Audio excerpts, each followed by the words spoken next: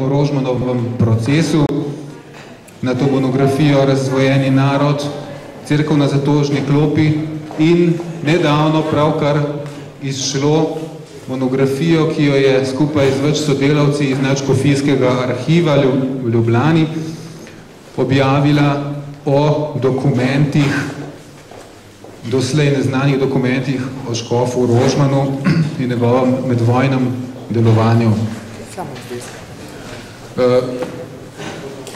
Dr. Grisar Pečarjeva je tudi avtorica znane in aktualne razstave Boj proti veri in cerkvi, ki je obkrožila skoraj vso Slovenijo in je velika poznavalka tega obdobja.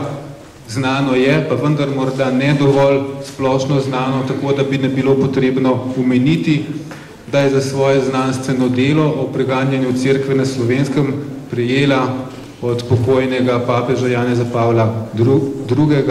Odlikovanje pro ecclesia et pontifice.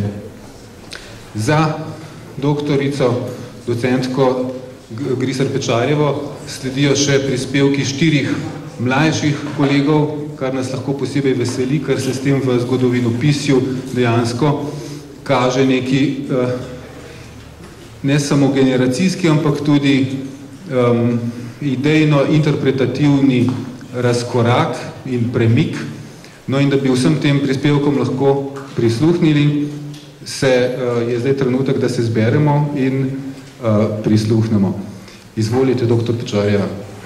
Spoštovani, po debati o resoluciji Evropskega parlamenta o evropski zavesti in totalitarizmu v slovenskem parlamentu in po izjavah v različnih medijih, vkolikor niso ti namerno zavajanje neopoučenih, je jasno samo eno, namreč da večina tistih, ki polemizirajo o resoluciji oziroma o tem, kaj pomeni totalitarizem, nima razčiščenih pojmov.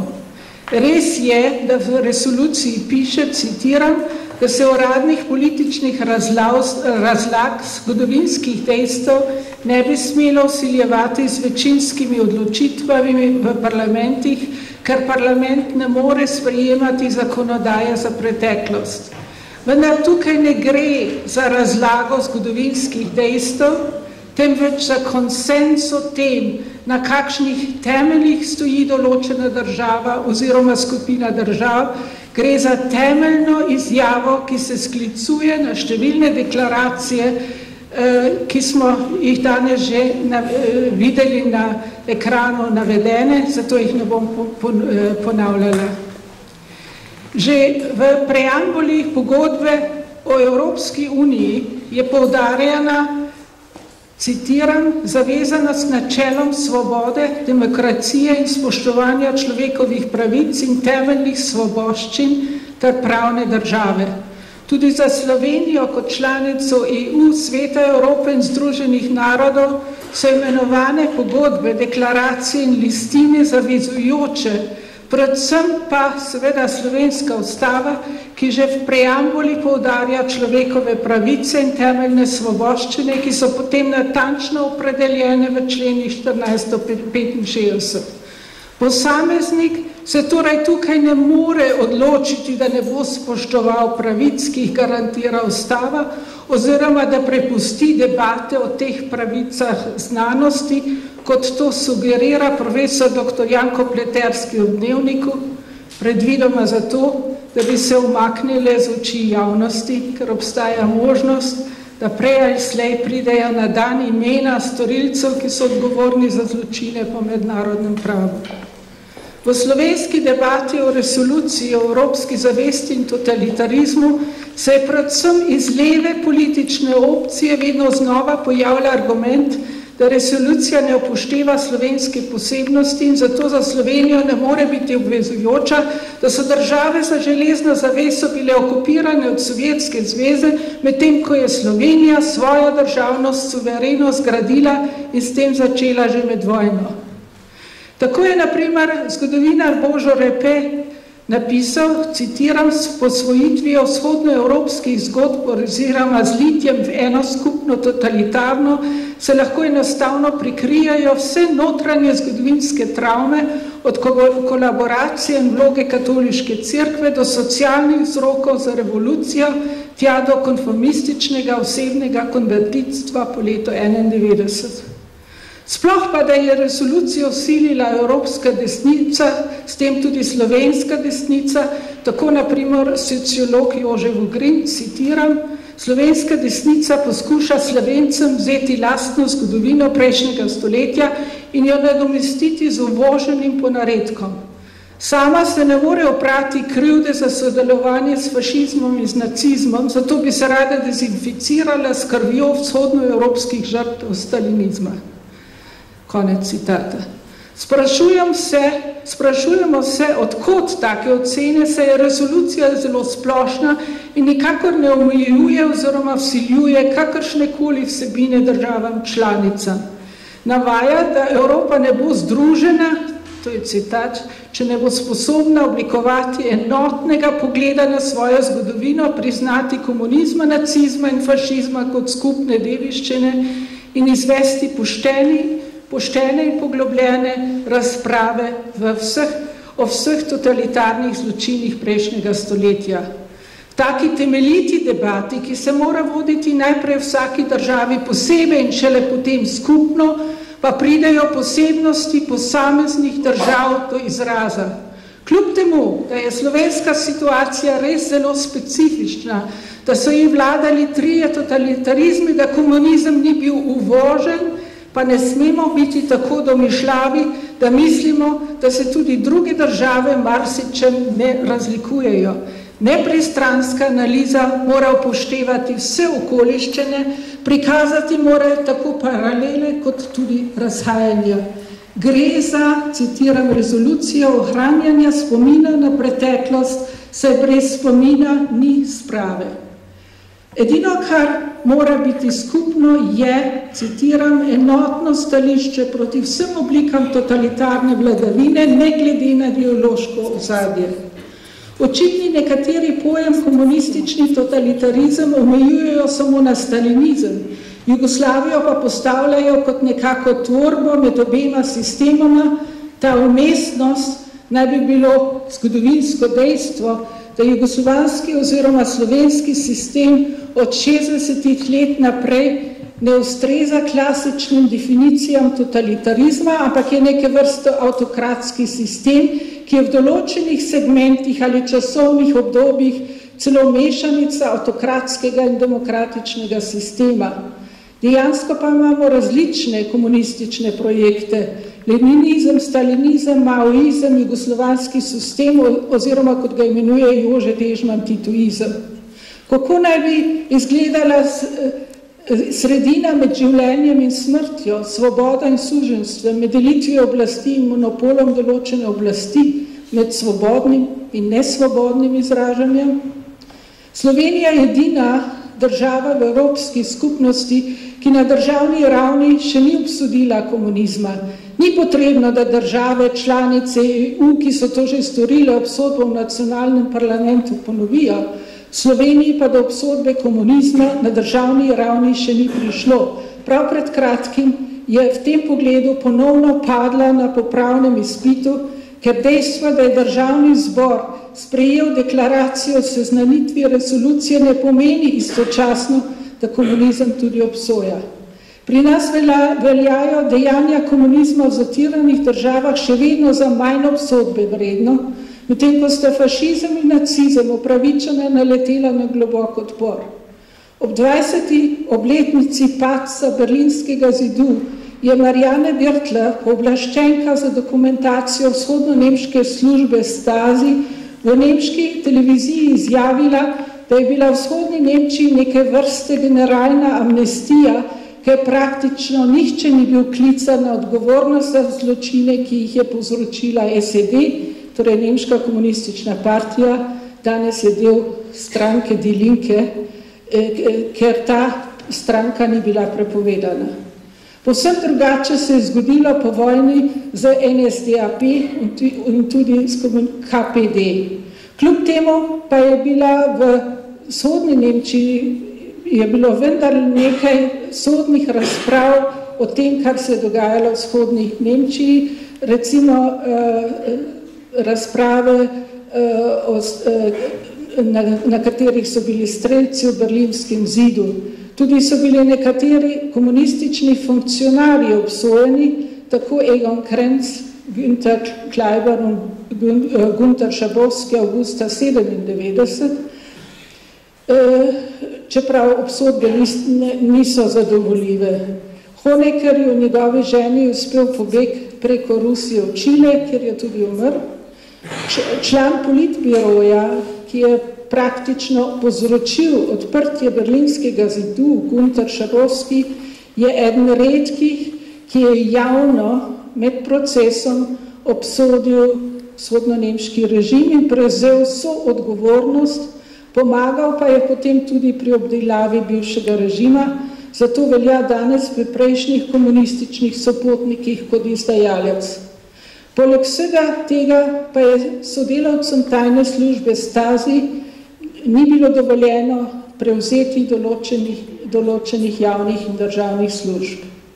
Da je vzhodnonemška tajna policija delovala celo preko mej, kaže ustrelitev študenta Bena Ohnesorga 2. junija 1967, ki je sprožila študentske nemire in silovito pretresla zahodno Nemčijo. Policist, ki je streljal na Ohnesorga, je bil sodelavec vzhodnonemške tajne policije Stasi. Namen je bil torej destabilizirati zahodnonemško družbo. V Sloveniji lustracije ni bilo. Tako imenovani udbovski amandma je propadel in danes se slišijo celo posamezni glasovi iz vrst nosilcev oblasti, da komunizma od leta 1953 pri nas ni bilo. V Ljubljani pa je bila na novo poimenovana cesta po Titu, po človeku odgovornem za zločine, ki jih je povzročila komunistična partija. Žurnalist Karl Peter Schwarz je v Frankfurter Allgemeine Sonntagszeitung v Sloveniji napisal, citiram, sodniki, ki so nekdaj sprejemali politične obsodbe, še vedno uradujejo in tisti žurnalisti, ki so jim ploskali, pišejo še danes uvodne članke. Isti ljudje, ki so prej predpisovali marksizem in jugoslavizem, sedaj poučujejo o liberalizmu in parlamentarizmu, o akcijskem pravu, o svobodi medijem in pomenu državljanstva.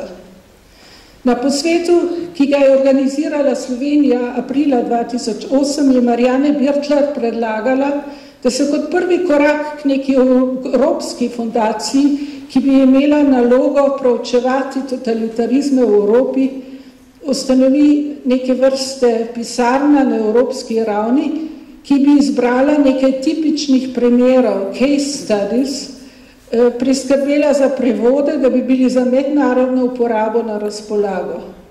Že iz tega razloga, predvsem pa tudi zato, ker narod, ki ne pozna svojih korenin, nima prihodnosti, je nujno, da opravimo temeljno in temeljito debato o totalitarizmih in totalitarnih pojavih, te sisteme in pojave definiramo in opredelimo ter jih primerjamo s podobnimi izkušnjami drugod.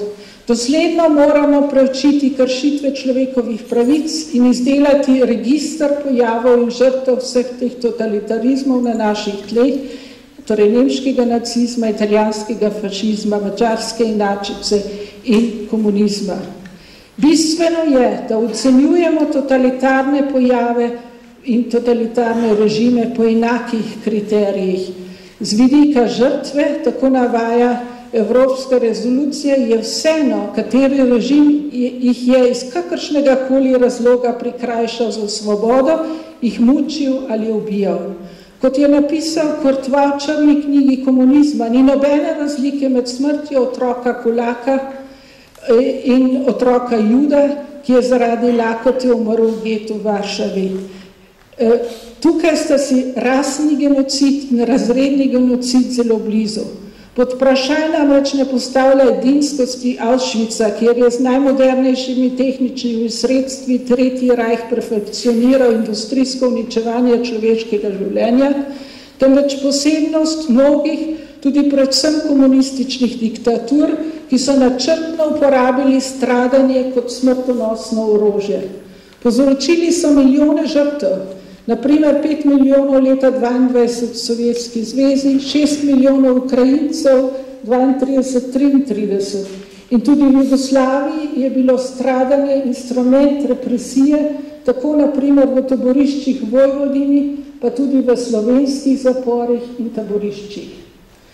Kako hodimo po svetu, če v sebi ne vemo nič drugega povedati kot to, da smo lačni, sprašuje Herta Miller, ki je letos dobila Nobelovo nagrado za literaturo. Že na okrogli mizi v Študijskem centru za narodno spravo smo upozorili na to, da je sicer vsak totalitarizem diktatura, ni pa vsaka diktatura totalitarna. V nasprotju z avtoritarno diktaturo, ki se zadovoljuje s statusom quo in dopušča, da ljudje živijo zasebno življenje, če se ne vmešavajo v politiko, totalitarna država tega ne dopušča. Totalitarna država namreč posega vse pore družbenega in človeškega življenja in zahteva aktivno udejstvovanje po diktatu določene ideologije. Začne se že s tem, kar na prvi pogled ni tako pomembno. V Nemčiji je bilo že nevarno, če nekdo ob srečanju ni dvignil desne roke in ni pozdravil Heil Hitler. Dokumentirani so primeri, ko so ljudje namerno nosili breme v obeh rokah. V Sloveniji so se vsa uradna pisma končala smrt fašizma, svoboda narodu. Vsi otroci so med Tretjim rajhom šli v Hitlerjugend, v komunističnem sistemu pa so bili sprejeti v pionirsko organizacijo. Seveda tisti otroci, ki so bili tega vredni, ker so rasno, razredno ali kako drugače ustrezali režimu. Tako so bili v očeh nacistične Nemčije Judi rasno manj vredni, milijone so jih poslali v smrt v koncentracijska taborišča. Nevarni pa so bili, in to pod nacizmom in komunizmom, tudi otroci staršev, ki so iz političnih ali gospodarskih razlogov totalitarnim sistemom nasprotovali. Tudi v Sloveniji niso vseh otrok takoj sprejeli v pionirsko organizacijo. Zamujam. Samo še na kratko bi omenila, da totalitarna oblast pričakuje nenehno mobilizacijo v masovnih organizacijah in da izključuje vse, kar se njenim oblastnim aspiracijam zoprstavi. In sicer z vsemi sredstvi, ki so na razpolago, tja do psihične in fizične likvidacije, prosto pomotu, da cilj posvečuje sredstva. Totalitarizem diametralno nasprotuje demokraciji, ki svojo oblast gradi na pravo in človekovih pravicah, ki so zapisane v ustavi in ki kršitve teh pravic kaznuje. Vse drugo pa boste prebrali v referatu, ker me čas tepe. Hvala lepa.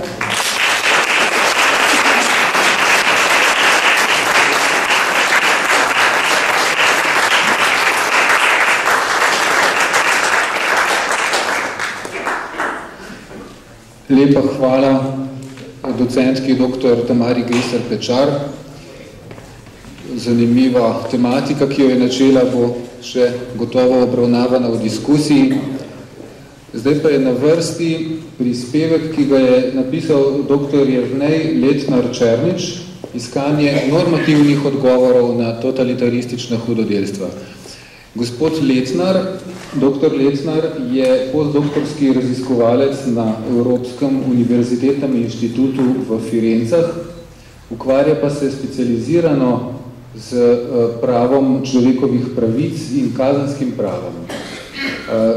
Žal je dr. Letnar odsoten in se nam ni mogel osebno pridružiti, bo pa njegov prispevek oziroma povzetek prebral gospod Boštjan Kolarič. Prosim, izvolite. Gospod Kolarič je sodelavec Študijskega centra za narodno spravo. Hvala za besedo. Lep pozdrav vsem skupaj.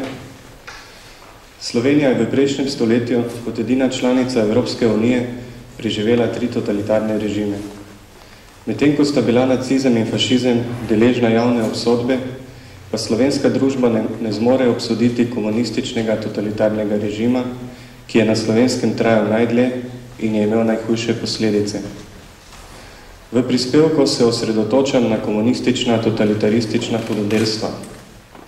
Ne iz kakršnekoli osebne ideološke afinitete, ampak zato, ker je v Sloveniji komunistični sistem trajal najdlje in je imel oziroma ima najhujše posledice.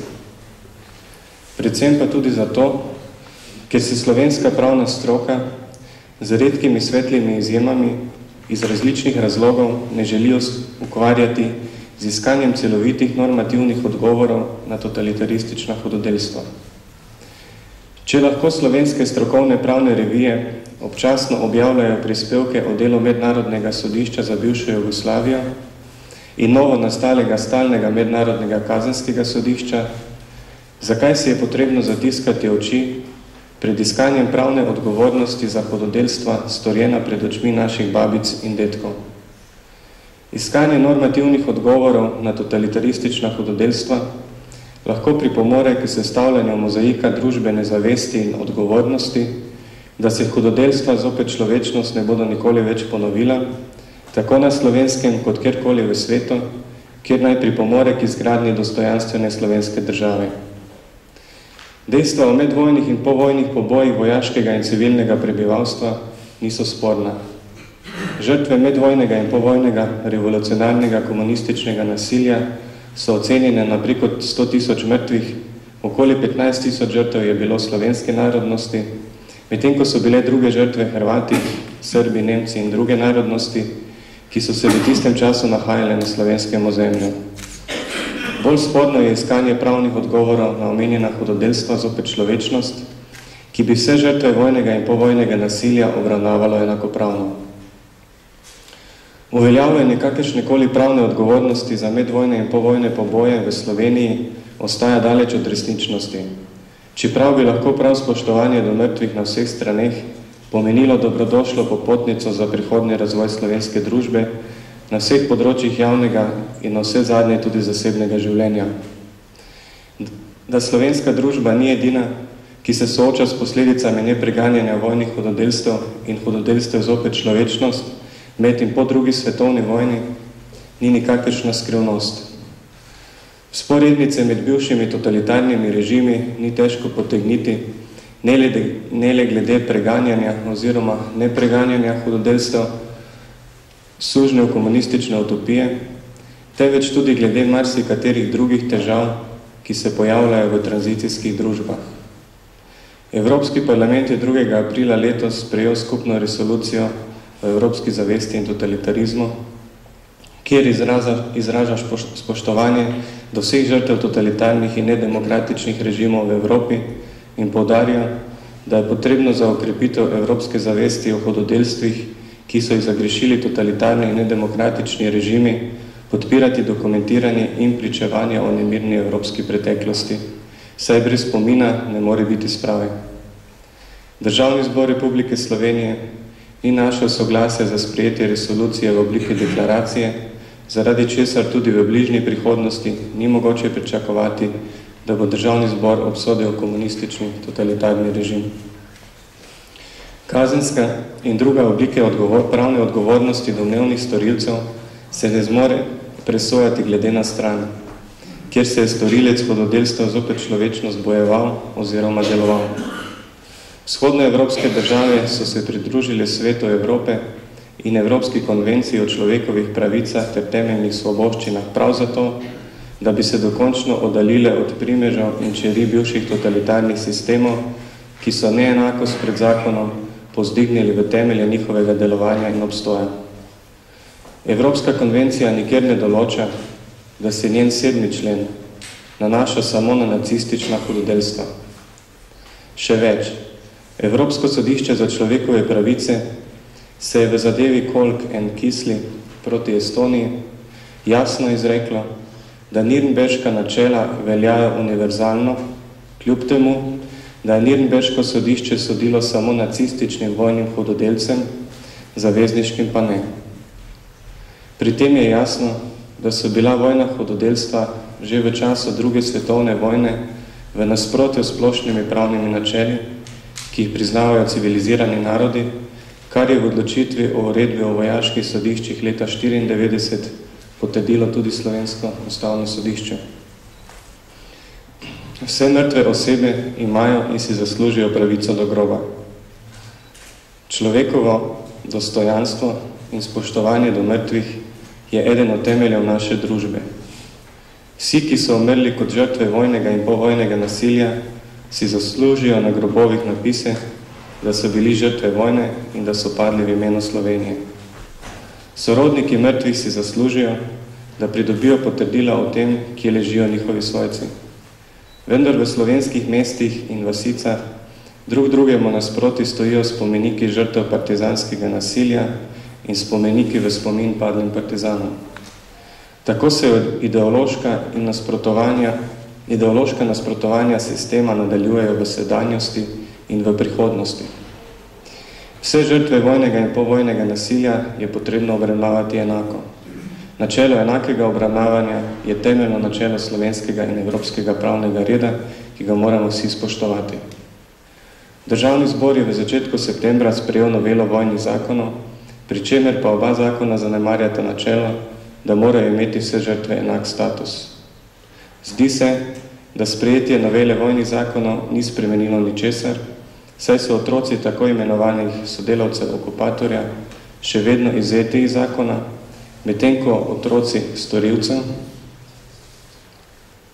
povojnih hudodelstev zopet človečnost lahko uživajo ugodnosti vojnih zakonov. Slednja pozicijska predloga sta v nasprotju z odločitvijo Ustavnega sodišča in sta bila podprta s preglasovanjem. Pravna filozofija Gustava Radbrucha nas uči, da formalno, pravilno sprejeto pravno pravilo še ni vselej vsebinsko pravilno. Pravno pravilo, ki zanika pravičnost, enako obravnavanje in temeljne človekove pravice ni pravo, temveč je nepravo.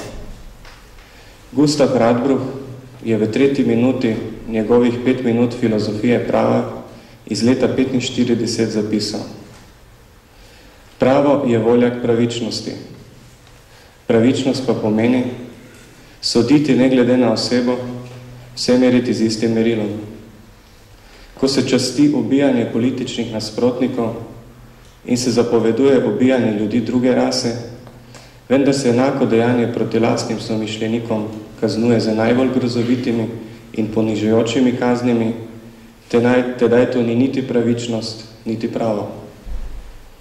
Kadar zakoni zavestno zanikajo voljo k pravičnosti, ko na primer ljudem samovoljno zagotavljajo ali odrekajo človekove pravice, tedaj ti zakoni nimajo veljave in se jim ljudstvo ni dolžno pokoravati. Vendar morajo tedaj tudi pravniki zbrati pogum, da jim odrečejo naravo prava. V Državnem zboru je pri sprejemanju novel vojnih zakonov prevladal politični pragmatizem, ki posamezni skupini ljudi odreka temeljne človekove pravice. Pravna narava takšne spremembe vojnih zakonov se zdi zato milo rečeno vprašljiva. Gustav Radbruch je še zapisal, da je mogoče, da obstajajo zakoni, ki so v tolikšni meri nepravični in splošni, da jim moramo odreči veljavo, pa celo naravo prava.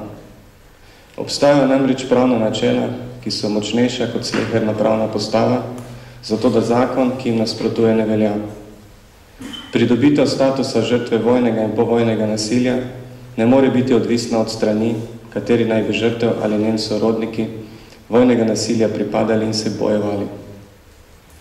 Veliko osnovnih pomanjkljivosti pri uveljavljanju pravice v prehodnem slovenskem pravnem redu je lahko neposredno povezana s pravno naravo normativnih okvirov pri uveljavljanju pravne odgovornosti za hudodelstva.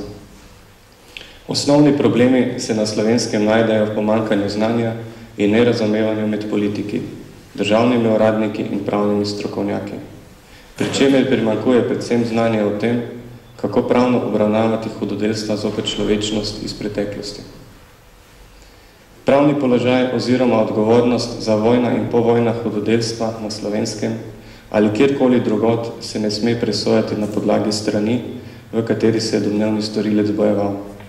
Šele ko bo slovenski pravni red sprejel moralno stališče, da se morajo vse žrtve obravnavati enakopravno, bomo stopili na pravo pot pri iskanju odgovornosti za totalitaristično hudodelstvo in ne nazadnje za katarzo slovenske družbe. Sprejetje predlogov za vključevanje prepovedi javnega poveličevanja vseh totalitarnih režimov, njihovih nosilcev in simbolov slovenskega ustavnega besedila bi pomenilo prvi korak v smeri izgradnje tolerantne in dostojanstvene države, ki si prizadeva, da se temno poglavje njene zgodovine ne bi več ponovilo. Zunanjemu opazovalcu se kljub temu poraja občutek, da etična in moralna argumentacija trenutnega normativnega okvira izhaja prav iz slovenske polpretekle zgodovine, kjer molk in nekaznovanost za barbarske pokolje civilnega prebivalstva s strani totalitarnega režima ostaja pravilo. 600 dosedanjih najdenih množičnih grobišč priča, da je bivši totalitarni režim že arbitrarno presodil, da mu ni šlo za enako obravnavanje posameznikov pred zakonom. Čeprav noji v živalskem svetu običajno po nekaj časa dvignejo glavo iz peska, pa se zdi, da so glave večine totalitarnih nojev obtičale v pesku in se ne menijo za pridobitve mlade slovenske pravne države. Hvala za pozornost.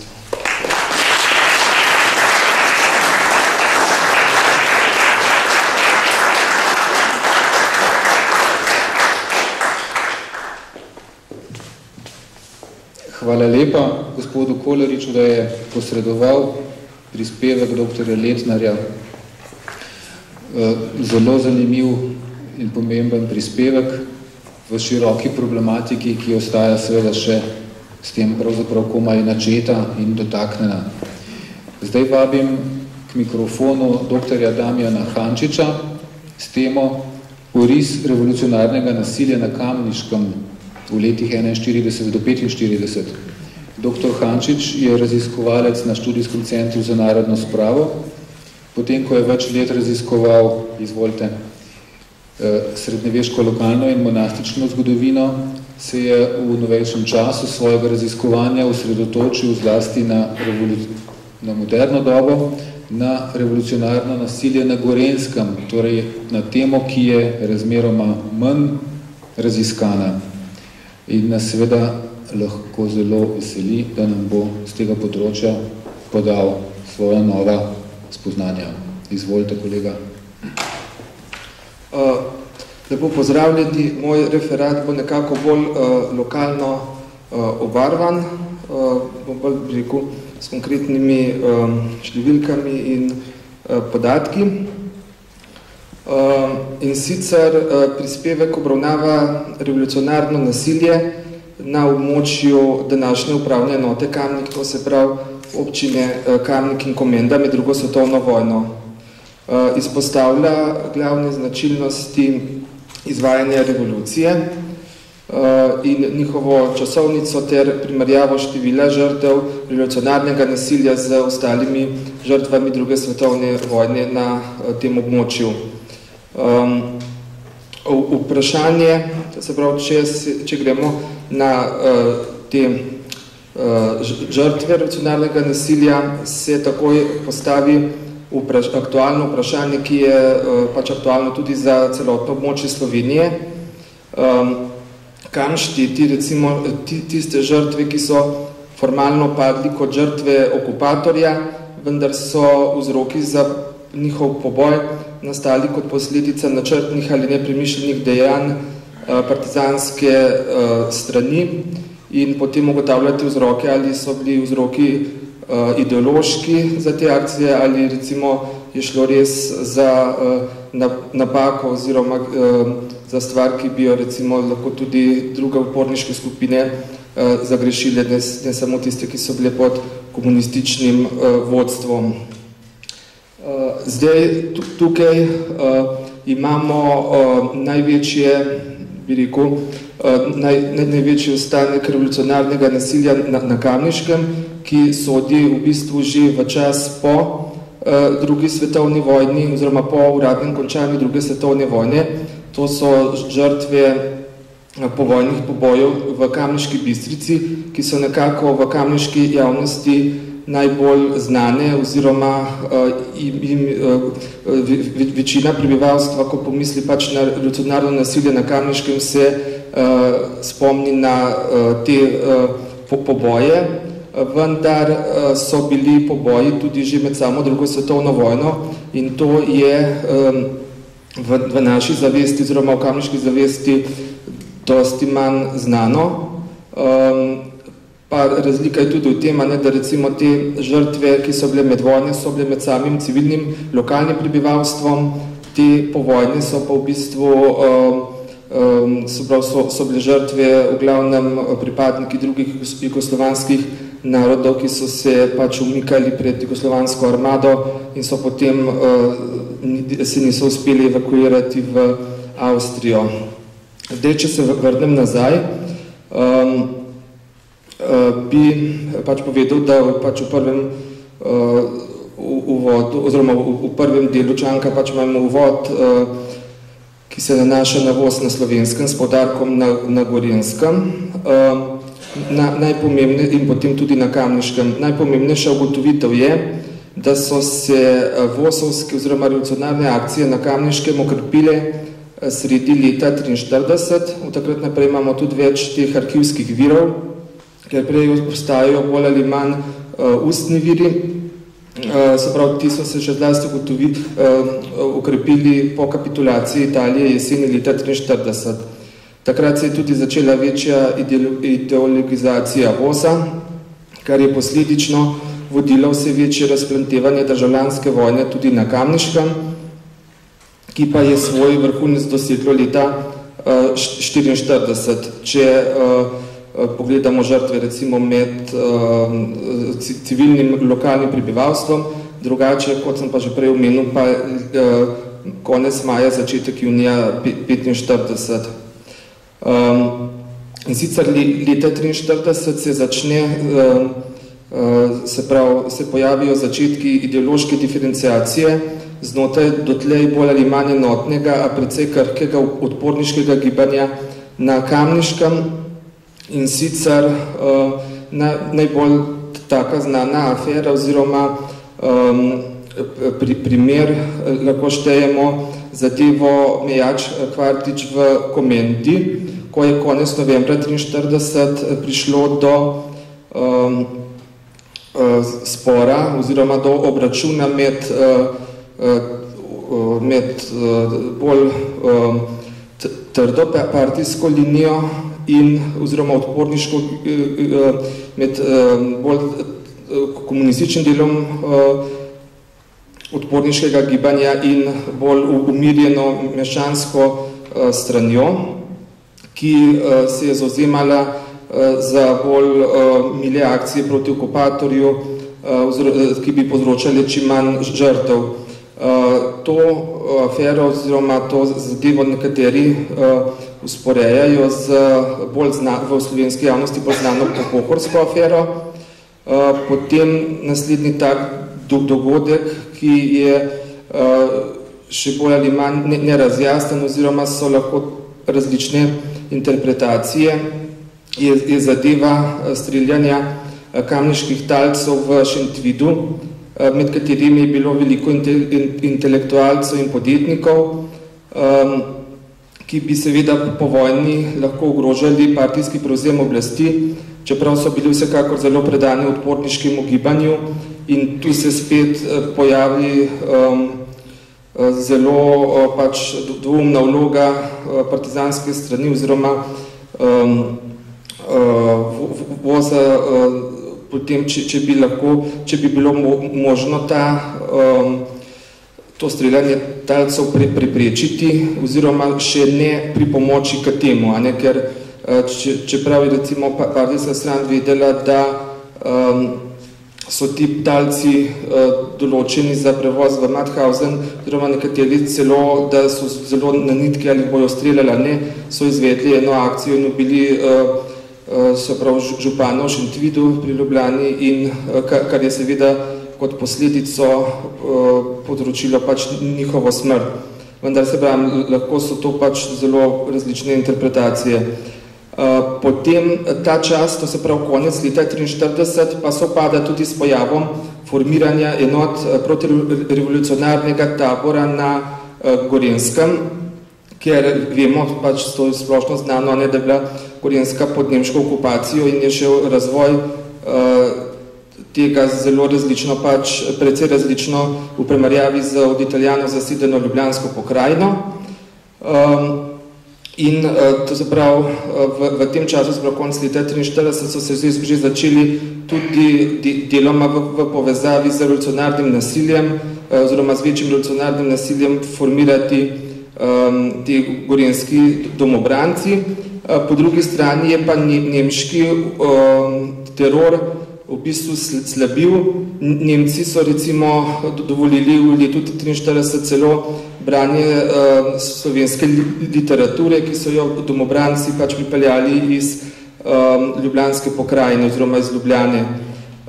Tako da v bistvu splošno ugotovitev je, da manjši je bil nemški teror, večja bolje razpranteval sam spor oziroma sama vojna med Slovenci oziroma bolj se je krepila državljanska vojna, ki se je kazala pač v različnih oblikah, od zasega imovine političnim nasprotnikom, grožnjam, poboji, mučenjem in tako naprej.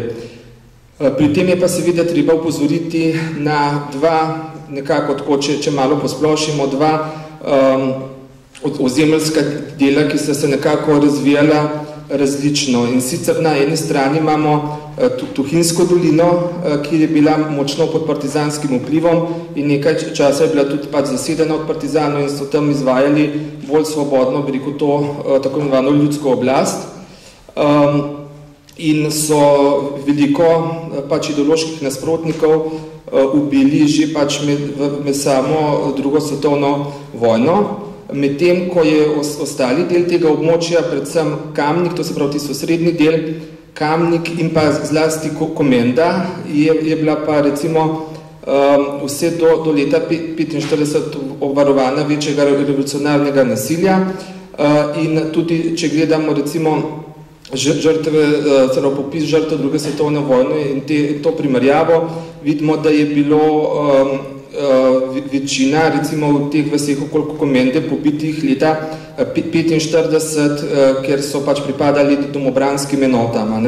Tako da je pa tudi nasplošno za kamniško občino in tudi za vse kraje, skoraj za vse kraje pač na tem območju značilno porast žrtev leta 1944.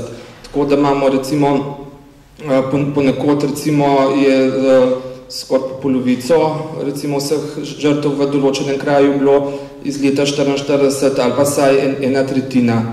Tako da je povsod zaznati pač ta vpliv povečanja pač te državljanske vojne v letu 1944. Recimo potem to, da je bilo recimo manj, da so v glavnem s političnimi nasprotniki obračunali v Tuhinjski dolini že med vojno, se kaže tudi iz povojnih partijskih zapisnikov, ker recimo, ko recimo iz leta 1945-1946, ko poročajo o stanju v določenih krajih občine, v bistvu ugotavljamo, da iz Tuhinja jim je v bistvu šlo vse po maslu, oziroma so vse, ni bilo večje opozicije, dočim ne več pritožb in najbolj so se pa razborjali nad samim kamniškim območjem, to se pravi nad meščani Kamnika in nad kmeti v Komendi in okolici, ker oni so pa zelo nasprotovali po vojni tako imenovani ljudski oblasti in se velikrat tudi uporablja, to se pravi, da se daje za zgled Tuhinjsko dolino, kako imajo tam vse, recimo, kako je ljudstvo se to organiziralo in uno in tretje, ni bilo pa, dočim v Kamniku so imeli pa zelo velike odpore proti, recimo, vajanju nove ljudske oblasti. Potem, zdaj, če gremo bolj konkretno, ugotovimo, da je pač vojna v Kamniku, to je pač na podlagi popisa žrtev druge svetovne vojne. Na Kamniškem moram omeniti, da je bila komisija, ki je bila ustanovljena v 90-ih letih za kamniško občino, svoje delo zelo temeljito opravila in je ena redkih občin, kamniška občina oziroma Komenska, ki ima izdelan zelo natančen popis žrtev vse žrtev druge svetovne vojne. In nekako, če pogledamo to razmerje, ugotovimo pač, da je bilo v bistvu največ žrtev v kamniški občini civilistov, to je bilo v bistvu 42%, potem na partizanski strani je padlo recimo 33%, mobilizirancev v nemško vojsko, se pravi naslednja, se pravi tretji po številu so bili nasilni mobiliziranci v nemško vojsko, to je bilo 17%, dočim domobrancev je bilo 5,4%. To je povezano tudi s tem, da se domobranstvo recimo razen v določenih krajih, kot sem že prej omenil, recimo v Komendi, ni kaj posebno razvijalo. Aha, ja. To se pravi, če pa potem te žrtve primerjamo, se pravi, 1100 približno, se pravi 1141 žrtev, če primerjamo recimo med civilnim prebivalstvom, oziroma ne med civilnim prebivalstvom, med lokalnim prebivalstvom, in to pomeni, ne vem, 6,7% prebivalstva predvojnega. Če potem to številko primerjamo z več tisoč, ali pa po mojih izračunih, oziroma če povem najnižjo številko, saj 3000 žrtev povojnih pobojev v Kamniški Bistrici in pač tudi drugih krajih v okolici Kamnika, potem vemo, da so v bistvu te povojni poboji so imeli dosti večji obseg kot kot je bilo samo medvojno revolucionarno nasilje. Seveda pa je treba upoštevati, da je šlo pri medvojnem revolucionarnem nasilju za lokalno prebivalstvo, dočim pri povojnih pobojih je šlo pa razen, kot sem pač uspel na podlagi prič izvedeti, da je šlo pač nekaj komenskih domobrancev, bilo mende pobitih, drugače je šlo pa večinoma za pripadnike Črnogorcev in sicer deloma za vojake, veliko pa je bilo tudi civilistov in tudi pač te najvišje črnogorske duhovščine. Vendar več o tem bi lahko povedali pač te člani vladne komisije, ki preučujejo ta grobišča, ki so, mislim, da jeseni leta 2007 izvedeli tudi določene sondacije in mislim, da bi bilo treba pač te žrtve tudi nekako izkopati in narediti eno skupno grobnico oziroma kostnico, kjer bi bile pač na dostojen način pokopanje. Zdaj imamo recimo se pravi, konc leta 1994 je občina Kamnik pač postavila na teh največjih moriščih podobne križe kot je tale, tukaj v Kamniški Bistrici in pač po 1. novembru se ponavadi se v Kamniški Bistrici organizira tudi posebna maša za povojne poboje, za žrtve povojnih in medvojnih pobojev in tako, da bi recimo to malo bolj na civilizirani način tudi uredili. Tako, zdaj se vam pa zahvaljujem in upam, da nisem bil kaj preveč predolg pa dolgočasen. Hvala lepa kolegu Hančiču za zelo zanimiv referat z mnogimi podrobnostmi, ki so bile za marsikoga med nami povsem nove ali sploh absolutno nove, še zlasti za indikativno indikativen podatek o tem, kako je revolucionarno nasilje med okupacijo naraščalo ravno takrat, ko je okupatorjevo nasilje morda jenjalo ali pojenjalo, revolucionarni umori so se pa stopnjevali. Zelo indikativna misel oziroma podatek. Naslednji referent je naš kolega, magister Renato Podbersič, njegovo posebno raziskovalno področje, s katerim se ukvarja na Študijskem centru za narodno spravo, je revolucionarno nasilje na Primorskem in z tega področja nam bo zdaj posredoval nekaj svojih novejših ugotovitev. Lep primorski pozdrav sredi sive Ljubljane. Veseli me, da vam lahko predstavim parcialne rezultate raziskave o deželi, ki leži na našem zahodu in o kateri v stanju druge svetovne vojne oziroma državljanske vojne na Slovenskem premalo slišimo. Kajti ta sivo oziroma temno sivo obarvani del najbolj zahodnega dela slovenske zemlje je specifičen. Je bil specifičen in očitno bo še nekaj časa ostal specifičen. Jaz se bom osredotočil seveda bolj na zgodovinske teme. Torej, Primorska je bila specifična, ker je, kot je bilo danes že omenjeno, že v letu 1918 se srečala z totalitarnim režimom, še bolj po letu 1922, ko pride fašizem v Italiji na oblast. Vsekakor je bila pa pred drugo svetovno vojno del kraljevine Italije. Torej je bil ta njen položaj že v mednarodnopravnem pogledu drugačen, kot je bil položaj na Slovenskem. Primorska je tudi bila posebnost v tem, kajti srečala se je z vojnimi spopadi že med abesinsko vojno, še bolj pa z vstopom Italije v drugo svetovno vojno sredi junija 1940. Se pravi, so slovenski fantje iz Primorske že takrat služili v italijanski vojski. Kot vemo, ostale je tekom leta 40-41, še bolj pa 42, italijanska oblast ali mobilizirala in poslala na fronte ali pa upoklicala v specialne bataljone speciali. Potem na Primorskem ni bilo orožja, ki se je recimo v Ljubljanski pokrajini, v ostalem delu Slovenije, predvsem v Ljubljanski pokrajini, tukaj našlo oziroma ostalo po razpadu jugoslovanske vojske aprila 1941, ker je bila italijanska represija, italijanska želja nadvladati nad to uporno pokrajino, uporno uporabljena zaradi tega, ker se je antifašizem na Primorskem začel že davno pred letom 1941. In tretja pomembna stvar, ki loči Primorsko od ostale Slovenije, je premalo ali malo vojaško izobraženih Primorcev, še manj je bilo pa tistih, ki jih je partija, slovenska partija v sozvočju z italijansko partijo, štela za zanesljiv kader.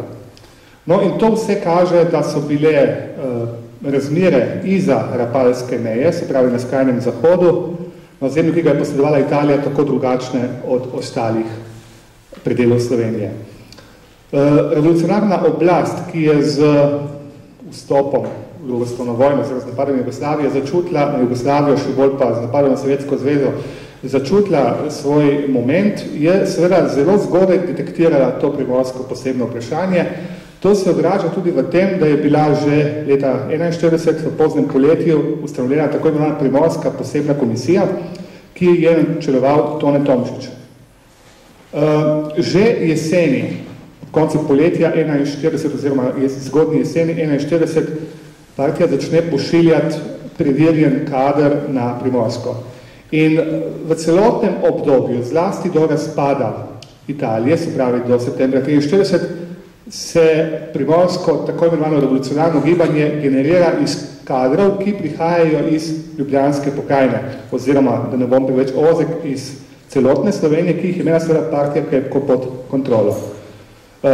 Lahko bi se rodili naštevati prvi vojaški organizator Ervin Dolgan, potem Mirko Bračič, potem prelomno je bilo jeseni, začetku novembra 1942, ko pride po ukazu centralnih partijskih organov na Primorsko Aleš Bebler, potem Kveder Tomaš Dušan, pa Dušan Pirjevca Hac, pa konec koncev Martin Grajf.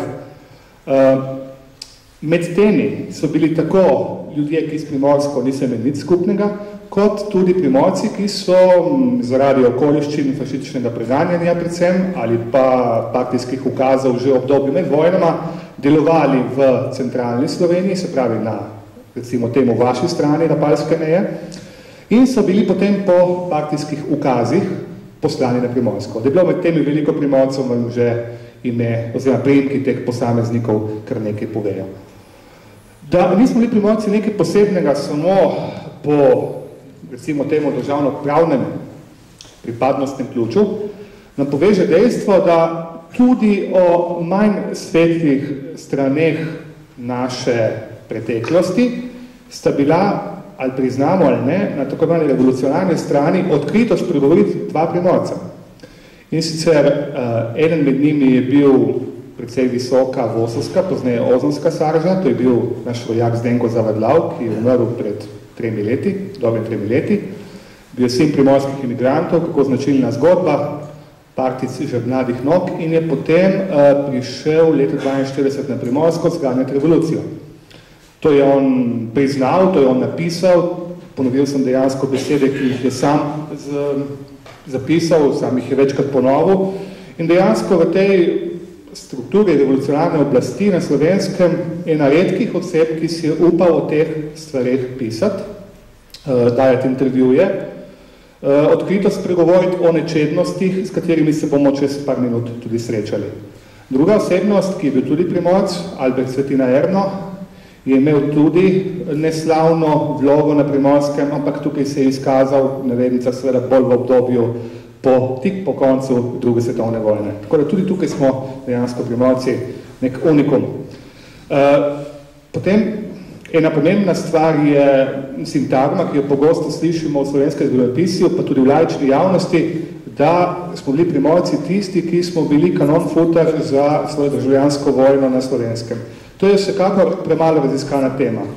In tukaj treba poudariti, da dejansko to lahko štejemo za žrtve revolucionarnega nasilja, številne Primorce, ki so konec leta 1941, še bolj pa leto 1942, tja do razpada Italije, vodili, ne bom rekel glavno, ampak zelo pomembno vlogo v slovenski državljanski vojni v osrednji Sloveniji. Dovolj je, da pogledate monografije, številne monografije, ki so išle o slovenskih partizanskih brigadah. Dovolj si bom izpostaviti Šercerovo brigado, ki je dobila monografijo konec 70-ih let, ker eksplicitno piše o tem, kako so komisarji oziroma preverjen kader šel iskat Primorce in jih željne lačne pripeljal na Dolenjsko in Notranjsko, kjer so pač željni boja proti fašizmu nastopili, igrali pomembno vlogo v državljanski vojni. Retorično vprašanje, se vam to ne zdijo žrtve revolucionarnega nasilja? Potem že preomenjeni Albert Svetina Erno piše v svojej biografiji, ki je šla pred 4 leti, o tem, da so centralni partijski in njihovi represivni organi kot VOS, pozneje OZNA, sestavljali spiske. Pred vami imate en tak spisek, ki je bil narejen septembra 1944. Ti spiski so danes prosto dostopni v arhivu Republike Slovenije, v bivšem fondu VOS-a oziroma A3. In zakaj vam pokažem ta spisek? O teh spiskih je pisal že Albert Svetina Erno, kot omenjeno. O njih je govoril Zdenko Zavadlav. Ti spiski so se delali cel čas vojne, so se dopolnjevali z novimi podatki in najbolj žalostno je to, da na teh spiskih dobimo dejanske in namišljene nasprotnike revolucionarnega gibanja in kar je še bolj žalostno, lov na te ljudi, ki so tukaj na spiskih, je bil odprt. Se pravi, VOS je imel ukaz, kdo kogarkoli iz tega spiska sreča, ima ga nalogo, ne pravico, nalogo ga likvidirati. Torej, predvajal bi lahko strani teh spiskov, na njih so dejanski in namišljeni nasprotniki, pripadniki tako imenovane bele garde, modre garde ali plave garde, se pravi tako imenovanih slovenskih ščetnikov, ki na Primorskem so imeli neko epizodno vlogo po leti 1944. In dejstvo je, to je tudi Zdenko Zavadlav potrdil, da dejansko na te ljudi so bili tudi narejeni atentati, recimo na Jazbeca, Ernesta Jazbeca potem na poskus atentata na Janka Kralja, vodjo primorskih krščanskih socialcev pred drugo svetovno vojno, osebo, ki je potem tragično nekako bila njena usoda. Ni bila sicer ubita, ampak to je že druga zgodba. Torej, kakšna je posebnost Primorske napram ostali Sloveniji? V tem, da se isti vzorci, ki se pojavljajo v Ljubljanski pokrajini konec leta 41, začetku 42, tja do nastopa proti revolucije julija 42, se na Primorskem začnejo pojavljati približno jeseni oziroma v pozni jeseni leta 42. Kar dobimo prej, kot sem omenil, v Ljubljanski pokrajini, je potem tudi kasneje na Primorskem, se pravi likvidacije, zaslišanja, izginotja v noči, včasih tudi na očeh Italijanov, se pravi nič novega. Prva žrtev, vsaj po do zdaj znanih podatkih na Primorskem, je bil 19-letni Darinko Črne. To je bil mlad fant, ki so ga leta 42. septembra meseca pod pretvezo, da je sodeloval z recimo protirevolucionarnimi elementi, so ga odpeljali v gost blizu Vogrskega, kjer je imel voz in partijski organi svoje mesto, svoj štab in so ga likvidirali. V literaturi se zmotno ta umor pripisuje naročilu in tudi sodelovanju samega doktorja Beblerja, Aleša Beblerja, vendar lahko z gotovosti rečem, da on pri tem ni sodeloval, kajti doktor Bebler je bil šele konec oktobra 42 poslan na Primorsko in je potem prišel prvi dni novembra šele na svoje mesto v okolici Gorice. Torej, nastajali so spiski. Po teh spiskih se je likvidiralo. Še enkrat ponavljam, spiski so prosto dostopni v arhivu Republike Slovenije. Tukaj imate en primer zaslišanja, se pravi, te ljudi so najprej detektirali, potem so jih aretirali. Če so bili višja sarža, ponovadi so jih peljali na zaslišanje. Če so bili nižja sarža, vsaj do leta 1944 so doživeli likvidacijo na licu mesta. So bile izjeme, ki potrjujejo pravilo.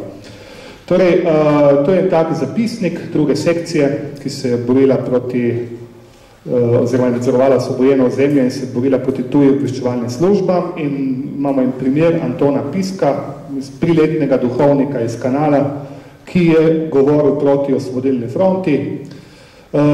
Takratni voz, še voz, ga je, oziroma voz v preoblikovanju v Ozno, ga je aretiral, peljali so ga na svojo zasliševalsko pozicijo pri Gorenji Trebuši, kjer so še temna, zločinska oziroma tudi globoka brezna, ki upam, da bo spregovorila o številnih likvidiranih na glavnem zasliševalskem centru Ozne za oblast 9. korpusa. Po septembru 1944 velja to ime. In tam so ga zasliševali in ker je priznal, da je govoril proti osvobodilni fronti, je bil možakar oziroma ta starejši duhovnik likvidiran.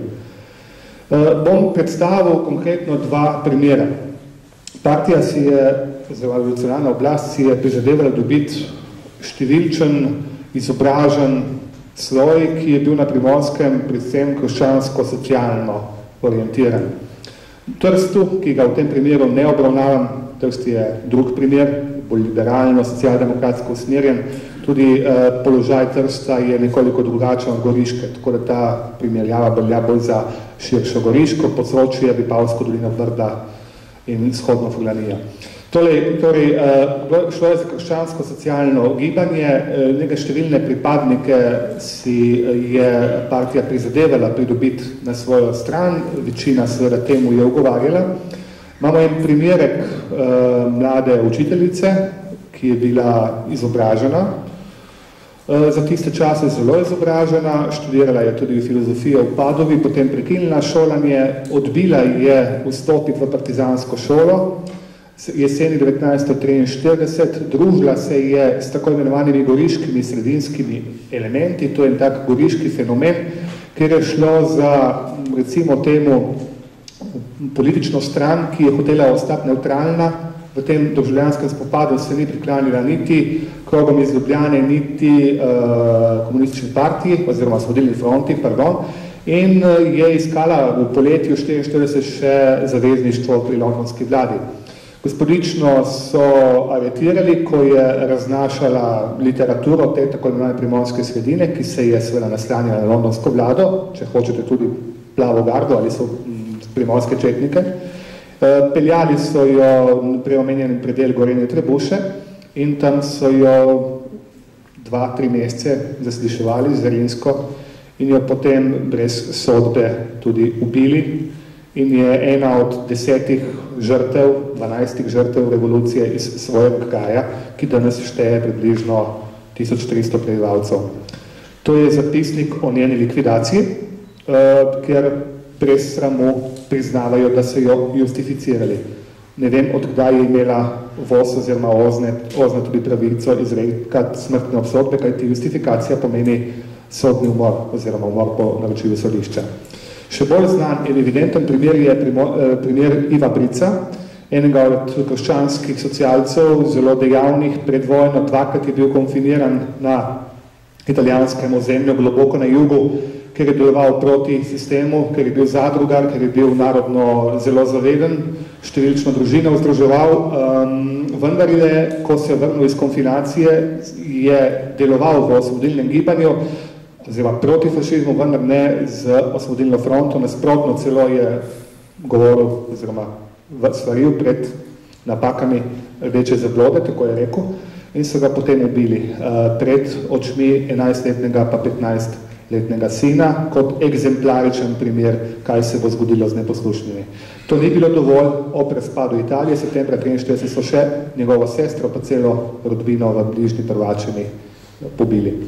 O teh žrtvah ni stvar tako nova, kot se recimo misli zadnje čase, kajti Primorci smo živeli relativno blizu meje in tudi v teh centrih, kot je Trst, še bolj pa Gorica, je izhajalo slovensko časopisje, imate en primerek iz začetka novembra 1948, ko je dejansko slovenski Primorec, glasilo nekomunističnih Slovencev v Gorici, dejansko že en dokaj podroben seznam žrtev revolucije, vsaj teh vidnejših, prinesel na svoj naslovnici, seveda v tedanji Jugoslaviji ni bil tednik dostopen. Potem bi predstavil en parcialni pogled na današnja grobišča na Primorskem. Tukaj se vidi, kako je slika še nepopolna. Ne? S kolegi iz komisije, z gospodom Dežmanom, pa gospodom Jamnikom, pa doktorjem Ferencem smo že govorili o teh zadevah. Primorska je tudi tukaj posebnost. Primorska je podhranjena, ta slika grobišč seveda ni popolna, modra barva pomeni povojna, rdeča barva medvojna. Nažalost je grobišč precej več. Po mojem privatnem štetju je grobišč na Primorskem vsaj 200. Vsaj 200. Naslednja pomembna zadeva, s katero bom počasi nažalost zaključil, je pogled proti Krasu. To je pogled iz Vrtojbenskih gričev proti Krasu. To je točno na tem področju, kjer je deloval pokojni Zdenko Zavadlav in te svoje nečedna početja tudi prostodušno zapisal. Tukaj je imel sedež najprej voz, potem tudi nekako ozna za Goriško, se pravi za mesto Gorica. Gre za 10 km od deželnega glavnega mesta, se pravi od Gorice proti jugovzhodu. In tukaj so se dogajali zelo, zelo nečedni posli, zasliševanja, likvidacije prav v tem delu pod Krasom, ki ga zdaj približam. In na vaši desni strani, na vrhu gor, vidite eno gozdno poseko. Pa vidite? Tista gozdna poseka skriva en napis. In tisti napis je bil obnovljen pred 2 leti bojda z občinskim denarjem. Vsekakor je ta napis obnovljen, je pa zelo simboličen. Kajti pod hribom so ljudi zasliševali, v hribu so jih likvidirali, no vsem skupaj je pa bidel vrhovni komandant. Napis, ponavljam, je bil obnovljen, tako da je zdaj lepo sije po celotni dolini. No in mogoče za konec, ne čisto za konec, ampak še eno stvar bi omenil. Pred 3 meseci sem dobil pisno pričevanje takrat 14-letnega učenca šolarja partizanske šole v Renčah, to je kraj, ki se nahaja spodaj pod Kraškim robom, ki je avgusta 1944, ko je fejst zaudarjalo po tistih likvidacijah, ki so se tam dogajali letov 42, 43 in 44, bil prisiljen skupaj 6 svojimi sošolci iz partizanske šole v Renčah. Dobili so krampe, dobili so lopate, dobili so vedra polna apna in so morali 13, 14, 15-letni fantje te žrtve odkopavati, žrtve Zdenkotovih, pa ne samo Zdenkotovih likvidacij, in potem tudi grobove poglobiti, jih dati ponovno noter in zasud z apno, ker je grozila epidemija nalezljivih bolezni. In za konec še malo bolj, recimo temu, fotografija, ki bi nas navdajala z optimizmom, saj kar se tiče ureditve teh številnih pokopališč, oziroma grobišč, kjer so pokopani dejanski namišljeni nasprotnike revolucije na Primorskem. Samo v Grdarju so 3 taka grobišča iz medvojnega in tudi povojnega obdobja. Se oproščam, ker sem bil malo bolj dolg, tudi zaradi tehničnih problemov. Če bi kakšno vprašanje bilo, sem pa pripravljen potem v razpravi. Hvala lepa za poslušanje.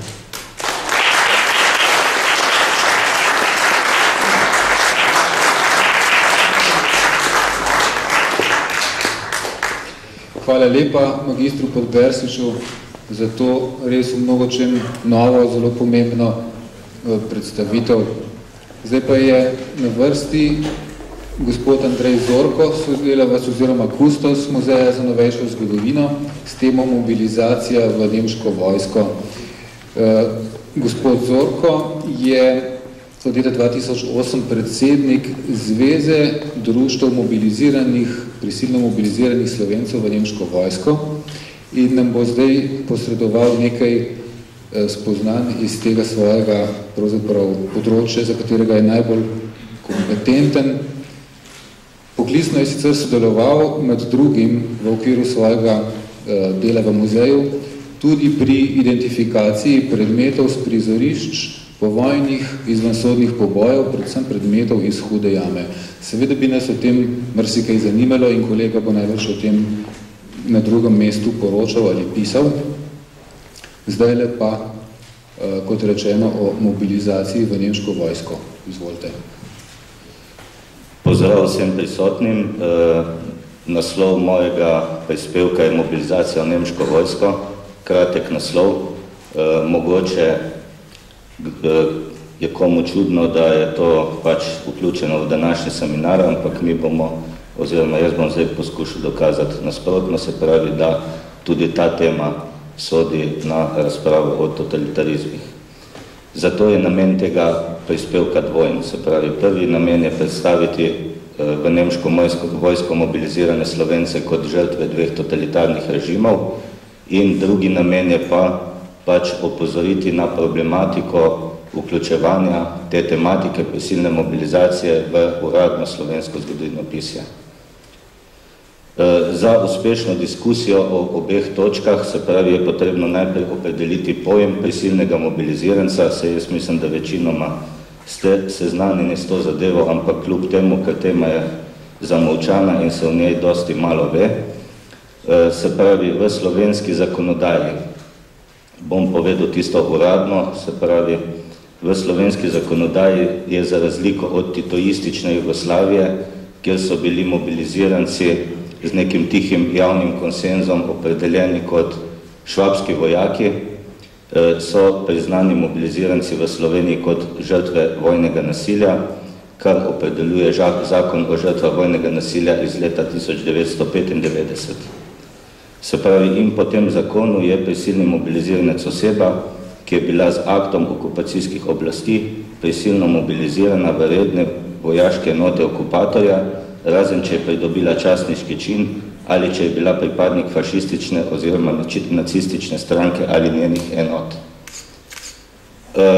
Kot sem že rekel, prvi namen, se pravi, mojega prispevka je opredeliti prisilne mobilizirance kot žrtve 2 totalitarnih režimov.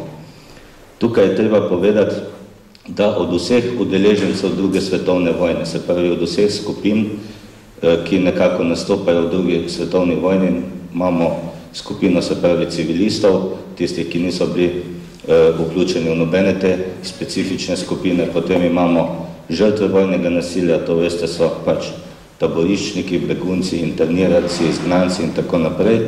In pa potem imamo še tretjo skupino, to so pa bojci, bodisi revolucionalne ali pa protirevolucionalne strani. In od vseh teh skupin lahko, mislim, da samo prisilne mobilizirance v nemško vojsko res opredelimo kot žrtve obeh totalitarnih režimov. Sicer drži dejstvo, da niso bili izpostavljeni taki stopni nasilja kot naprimer taboriščniki pod nacionalsocializmom ali pa kot domobranci potem kasneje pod komunizmom, vendar pa je bil teror do mobilizirancev, se pravi na neki intersubjektivni ravni popolnoma enak, ker cel spektr teh nasilnih dejanj nad njimi sega vse od zastraševanj pa do fizičnih likvidacij. Zdaj, če se najprej posvetimo, se pravi, nacionalsocializmu. Že sama uvedba mobilizacije v nemško vojsko je bila tako protipravna kot prisilna. Protipravnost, se pravi, tega dejanja je v svojem tekstu dobro opredelil mednarodni pravnik dr. Danilo Türk, ki je danes predsednik naše države. On je napisal en tekst na to temo, se pravi, z naslovom Mobilizacija Slovencev in mednarodno pravo. Nemci so na spodnjem Štajerskem in pa na zasedenih območjih Koroške in Krajinske, to je današnja Gorenjska, so uvedli oziroma so prebivalstvo protipravno podelili državljanstvo, ker tega ne bi smeli storiti, se pravi po teh po mednarodnem pravu, ker pač ozemlje ni bilo po mirovni konferenci nikoli priključeno nemškemu rajhu in so to državljanstvo uvedli protipravno in že za samo to uvedbo državljanstva je bil nekako namen uvesti tudi delovno in pa vojaško obveznost do pač dela prebivalstva. Tako je bila tudi ta mobilizacija v nemško vojsko nezakonita in v nasprotju z mednarodnim pravom, se pravi konkretno je pomenila kršitev 23. člena Haškega pravilnika, to je dodatek k 4. Haški konvenciji iz leta 1907, ki določa, da okupator ne sme v svoje formacije pač mobilizirati državljanov sovražne države za boj proti lastni državi. Tukaj se sicer pojavijo potem neka vprašanja, ali bi jih smel uporabiti proti tretji državi, in pa ali ni vojskovanje proti neki zaveznici, ne pomeni istega kot pač vojskovanje proti lastni državi, ker vemo, da te mobiliziranci, ki so bili mobilizirani pač v nemško vojsko, se niso borili direktno proti Jugoslaviji, ampak so se večinoma borili na drugih frontah, od Severne Afrike do Zahodne fronte, do veliko na vzhodni fronti. O tem potem govori ženevsko pravo, konkretno 51. člen 4. ženevske konvencije, ki je pa povojnega datuma, ki izrecno pravi, da se tudi tega ne sme, ampak po mnenju dr. Türka lahko s pomočjo Martensove klauzule že ta 51. člen tudi uporabimo, se pravi pri tolmačenju tistega 23. členega Haškega pravilnika. Tako da po pravni poti, se pravi, mobilizacija je bila v nemško vojsko je bila protipravna in pa bila je prisilna. Zdaj, zakaj ta pojem prisilna toliko poudarjamo, oziroma nekomu bo tudi to čudno zvenelo, ker mi vemo, da vsaka mobilizacija nekako implicira prisilo. Se pravi, vsaka mobilizacija je prisilna. Kdorkoli je bil v vojski, ve, da tudi v vojsko ni šel rad, ampak da je pač mogel iti v vojsko. Ampak ta pojem mi pač poudarjamo zaradi okoliščin, v katerih je bilo to izvedeno, ker vemo, da so bili te mobiliziranci pač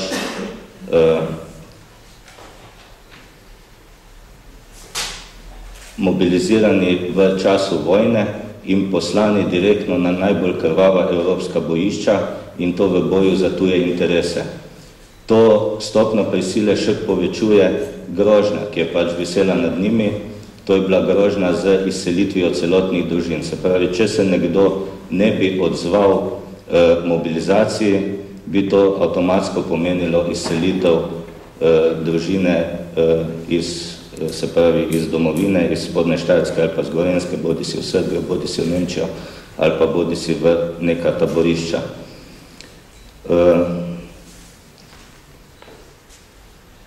Potem sem tukaj, mi običajno prisilno mobilizacijo tolmačimo tistih, ki se s tem ukvarjamo, se pravi, jo nekako predstavljamo po pojavnih oblikah, ki so se že do danes nekako uveljavljali.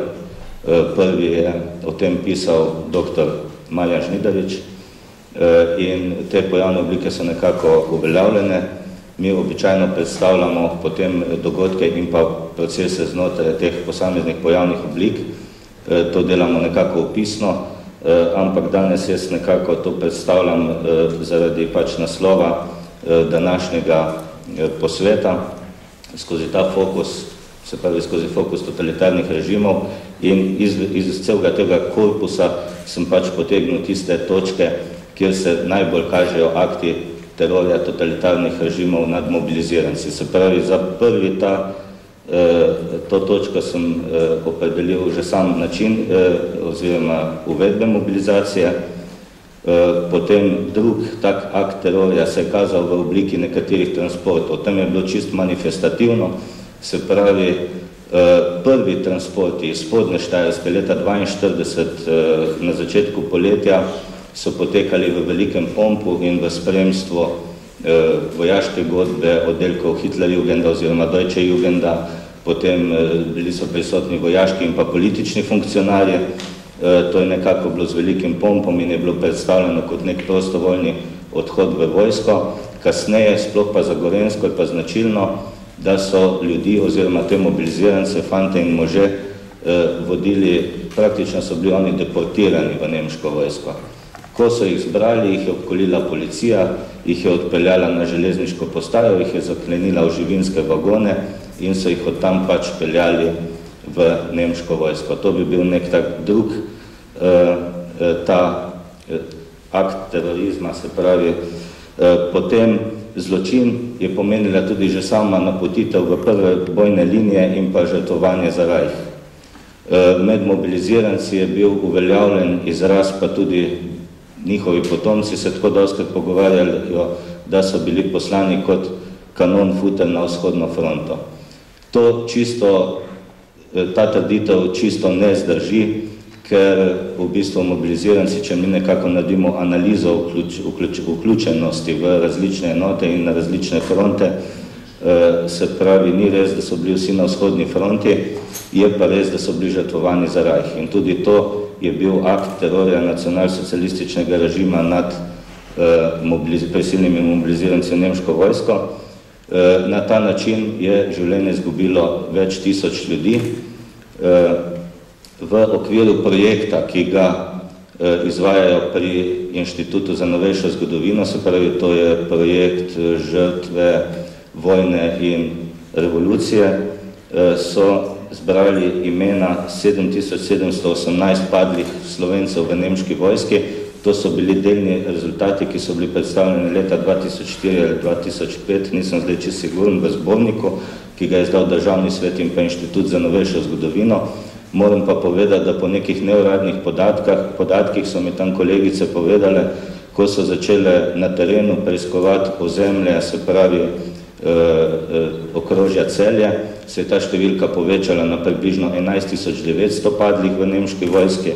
Mi pa nekako predvidevamo po ocenah, ocenjujemo, bom rekel, da je bilo padlih v nemški vojski Slovencev okoli 15.000. Tako da to ni malo, 15.000 ljudi žrtvovanih za Reich. Potem naslednja taka točka, v kateri se je manifestiral teror tega nacionalsocialističnega režima, je bil teror nad dezerterji in pa nad saboterji. Vemo, da je dezerterje je čakala smrt, se pravi smrtna kazen, oblika izvedbe je pa bilo v velikih primerih obglavljanje. Se pravi obglavljanje, bodi si streljanje, bodi si obglavljanje, o tem je tudi pisal dr. Žnidarič, zato jaz tukaj ne bi na široko, lahko v literaturi najdete. Ja. Potem druga zadeva je komunizem, se pravi komunizem, te akti terorja v komunizmu. Prvič so se mobiliziranci seveda srečali s komunizmom na vzhodni fronti, se pravi stalinizmom, ko so padli v rusko vojno ujetništvo, kjer jih je čakalo od fizičnih likvidacij do potem stradanja, sestradanja, suženskega dela in tako naprej. Potem pa v domovini s titoizmom. Osnovna taka zadeva, ki sem jo že omenil, je, da so bili stigmatizirani z oznako švabski vojaki. To je bila javna zadeva. Potem pa, ko so se vračali, so bili izpostavljeni tudi fizičnim likvidacijam, sicer ne načrtnemu genocidu, tako kot na primer domobranci, ampak tudi obstajajo primeri in imamo tudi določena pričevanja in pa določene zapiske, da so tudi mobiliziranci bili žrtve izvensodnih pobojev povojnih. Potem kasneje pa seveda težave s pridobitvijo službe, potem težave s šolanjem in pa zasliševanja na OZNI in pa ta psihoteror, ki je trajal nekako tam do 60. leta. Posebna kategorija so tukaj pomenijo invalidi v nemško vojsko, ki so bili deležni najhujše diskriminacije, niso imeli nobenih ugodnosti, niso jih priznavali kot žrtve vojne oziroma kot vojne invalide. Tudi tale Ciril Ribičič, imam tukaj sicer zapisano, ampak ni časa, se pravi, on je dal konkretna navodila, da tudi ne smejo od Nemčije zahtevati invalidnine, ker bi v tem primeru bili postavljeni v privilegiran položaj napram invalidom NOB-ja, zato Jugoslavija tega ni dovolila, to se je dovolila šele v kasnejših letih. Mogoče bi pa omenil, da tudi še danes invalidi iz nemške vojske, kljub temu, da je izbruhnila demokracija že pred tolikimi leti, se pravi, še danes invalidi iz nemške vojske tudi v Republiki Sloveniji niso priznani kot vojni invalidi. Imajo pa ta status v Zvezni Republiki Nemčije. Potem druga zadeva, bom čist kratek, se pravi, je pa umeščanje tematike prisilne mobilizacije v slovensko zgodovinopisje. Tukaj je velik problem. Zakaj? Ker naši projekti, se pravi, naše raziskave, ki obdelujejo to področje, nimajo ustrezne, bom rekel, politične podpore, tako kot jo imajo projekti, ki govorijo bodisi o revoluciji ali v kontrarevoluciji. Vsi vemo, zakaj te projekti take podpore nimajo. Isto stanje vlada v Evropi, ker mi smo skušali leta 2005 prijaviti en mednarodni projekt in nikakor nismo mogli dobiti zunanjih sodelavcev. Bil je ta projekt označen za zelo dobrega, za odličnega, ampak ko pa smo iskali po Evropi konkretne partnerje, so se pa vsi izogibali tej zadevi. Tako da zadeva ostaja nekako, raziskovanje teh zadev ostaja v rokah organizacij mobilizirancev samih in pa v rokah nekaterih entuzijastov, ki se kljub vsem oviram lotevajo raziskav prisilne mobilizacije. Nekakšni uspehi so, izšlo je okoli 20 knjig na temo prisilne mobilizacije, se pravi, to so delno memoarske, delno strokovne knjige, veliko je pa tudi šlo še zraven spominov samih mobilizirancev. Potem bilo je nekaj razstav po muzejih, občasnih razstav na to temo, na univerzah prijavljenih nekaj diplomskih nalog in pa na univerzi v Mariboru tudi ena magisterska naloga na to temo. Največja sramota, to je pa še čisto zadnja stvar, se pravi, največja sramota, ki jo jaz poudarjam, se pravi, je pa to, da kljub vsem tem zadevam, ki sem zdaj čisto na kratko povedal, še vedno ne vemo, kolikšno je število bilo mobiliziranih v nemško vojsko.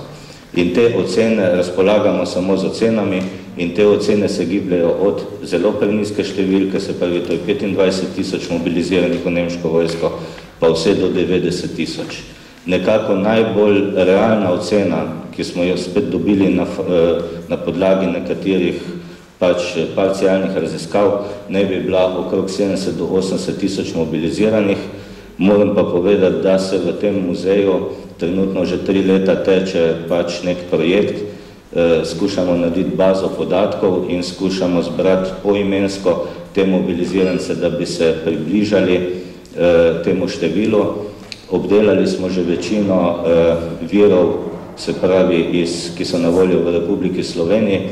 Moram pa zopet povedati, da žal pa nikakor ne moramo spostaviti sodelovanja z inštitucijami v Nemčiji, ki pa te podatke imajo, se pravi, ki imajo podatke za vse posameznike, ampak zopet je tukaj neka tiha blokada in nikakor ne moramo vzpostaviti teh kontaktov. To bi bilo to čisto na kratko.